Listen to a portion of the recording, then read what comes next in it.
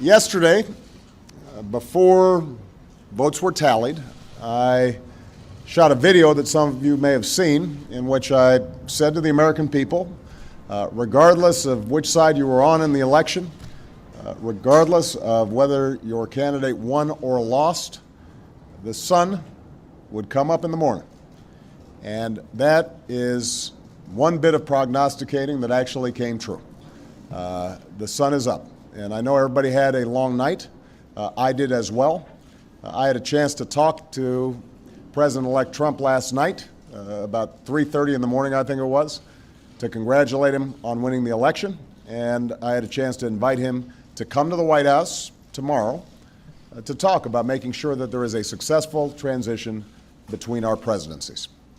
Now, it is no secret that the President-elect and I have some pretty significant differences. But remember, 8 years ago, President Bush and I had some pretty significant differences. But President Bush's team could not have been more professional or more gracious in making sure we had a smooth transition so that we could hit the ground running. And one thing you realize quickly in this job is that the presidency and the vice presidency is bigger than any of us. We are now all rooting for his success in uniting and leading the country. The peaceful transition of power is one of the hallmarks of our democracy. And over the next few months, we are going to show that to the world. I also had a chance last night to speak with Secretary Clinton, and I just had a chance to hear her remarks. I could not be prouder of her. She has lived an extraordinary life of public service. She was a great First Lady. She was an outstanding senator for the state of New York. And she could not have been a better Secretary of State. Now, everybody is sad when their side loses an election. But the day after, we have to remember that we're actually all on one team. This is an intramural scrimmage. We're not Democrats first. We're not Republicans first. We are Americans first. We're patriots first.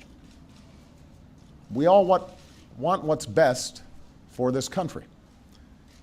That's what I heard in Mr. Trump's remarks last night. That's what I heard when I spoke to him directly, and I was heartened by that. That's what the country needs. A sense of unity, a sense of inclusion, a respect for our institutions, our way of life, rule of law, and a respect for each other. So this was a long and hard-fought campaign. A lot of our fellow Americans are exultant today. A lot of Americans are less so. But that's the nature of campaigns. That's the nature of democracy. It is hard and sometimes contentious and noisy. It's not always inspiring. I've lost elections before. Joe hasn't, but you know. So I've been sort of sharing. Remember, you beat me badly. That's the way politics works sometimes. We try really hard to persuade people that we're right. And then people vote. And then if we lose, we learn from our mistakes, we do some reflection, we lick our wounds, we brush ourselves off, we get back in the arena. We go at it. We try even harder the next time. The point, though, is that we all go forward with a presumption of good faith in our fellow citizens. And I'm looking forward to doing everything that I can to make sure that the next president is successful in that. I've said before, I think of this job as being a relay runner.